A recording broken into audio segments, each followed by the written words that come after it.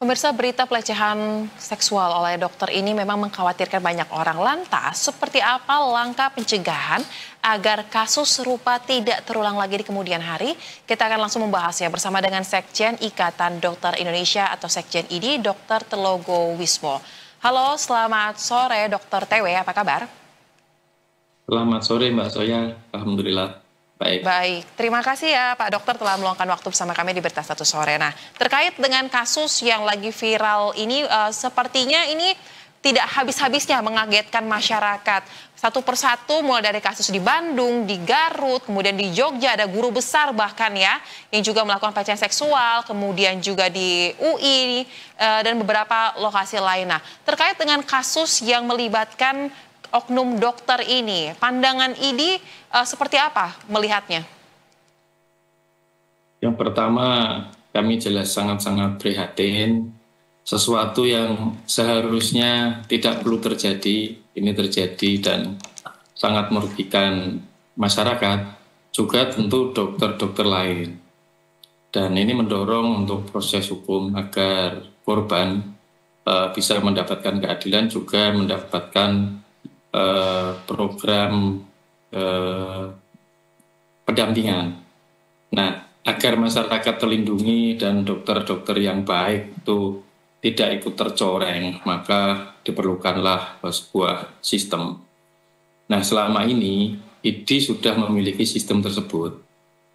Jadi untuk sebuah profesi dokter, kalau manusianya sendiri kan memiliki kelebihan dan kekurangan sebagai manusia.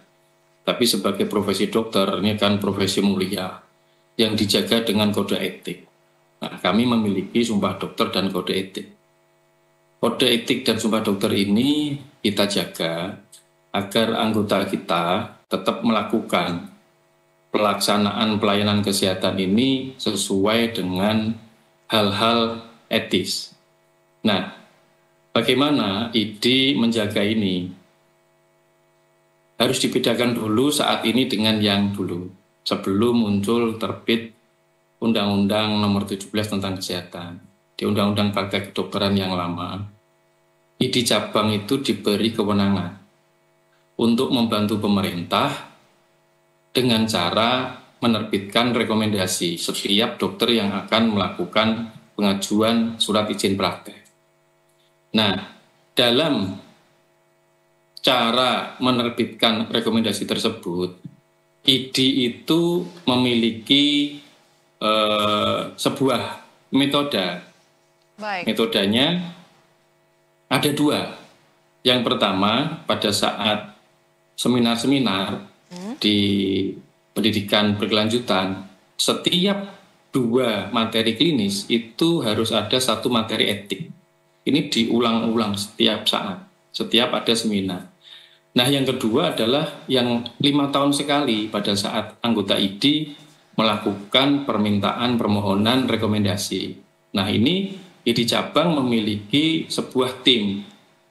Tim ini dibentuk oleh ketua ID cabang, yang tugasnya adalah mengecek kemampuan fisik dan mental seorang anggota ID dengan terbitnya surat sehat. Yang kedua, mengecek kemampuan keilmuan dan keterampilan klinis. Baik. Dengan ditunjukkan ijazah dan serkom, sertifikat kompetensi. Nah, yang terakhir, yang ketiga, itu adalah moralitas dan etika kedokteran, di mana tidak terdapat pelanggaran-pelanggaran. Jika tiga hal tersebut lolos, maka muncullah rekomendasi. Nah, rekomendasi ini untuk melanjutkan permohonan SIP. SIP yang menerbitkan pemerintah, Mbak, bukan ID. Baik.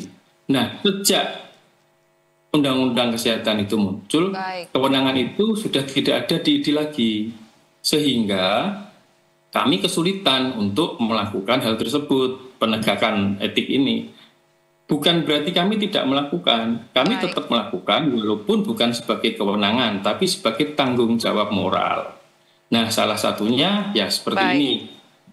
Semoga nanti kita melakukan JR di MK untuk mengembalikan seperti sistem kemarin. ID sudah melakukan sebuah sistem yang baik. Kalau ada kekurangan itu bisa diperbaiki, bukan berarti dicabut. Demikian Mbak Soya.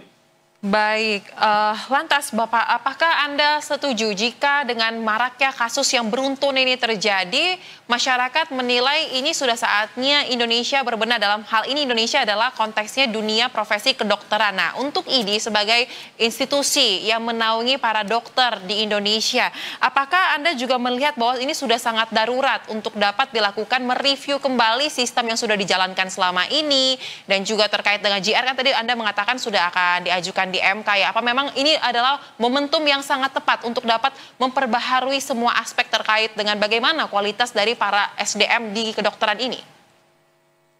Betul sekali, Mbak. Jadi dengan kejadian ini sebetulnya tanggung jawab kita bersama.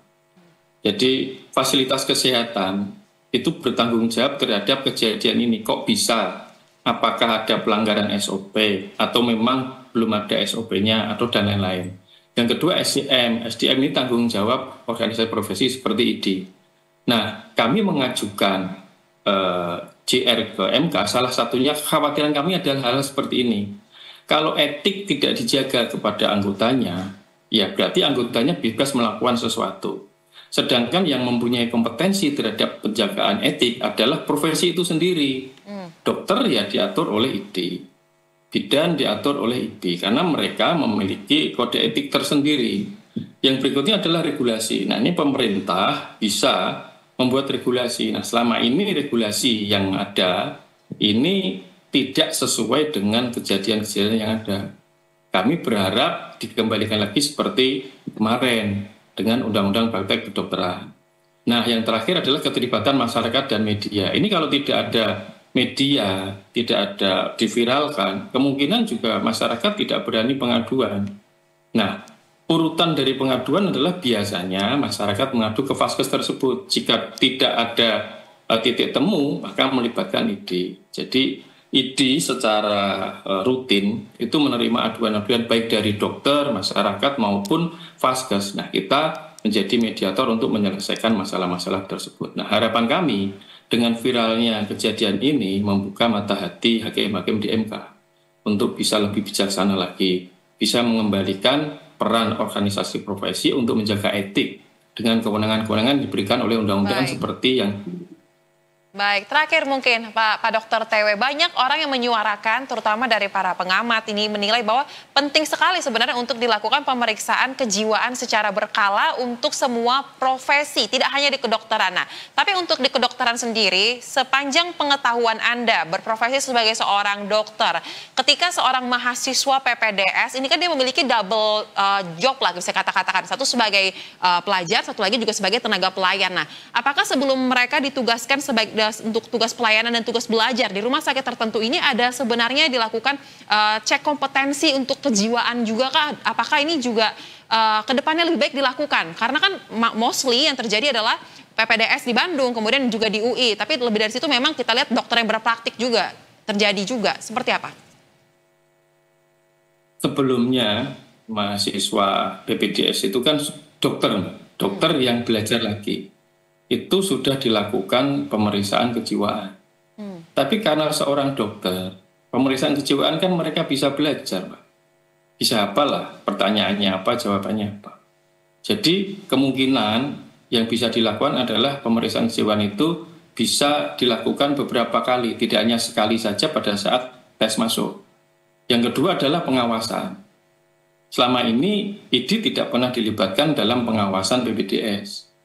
Seandainya IDI dilibatkan dalam pengawasan BPJS, kita bisa menyelesaikan kasus-kasus baik BPJS sendiri kan bermasalah mungkin, pasiennya bermasalah, vaskesnya bermasalah. Nah, selama ini belum ada titik temu. Semoga nanti kalau memang ini ada perbaikan sistem, IDI sangat setuju dan IDI siap membantu untuk dilibatkan. Baik. Kita harapkan melalui peristiwa ini dapat dimaksimalkan sebagai momentum untuk perbaikan lagi ke depannya di profesi kedokteran. Dan kami sangat menantikan Pak Dokter TW bagaimana kelanjutan babak yang akan terjadi di MK nanti terkait dengan JR yang didorong oleh IDI ini. Terima kasih Bapak Dokter TW telah bergabung bersama kami di Berita Satu Sore. Salam sehat. Salam sehat.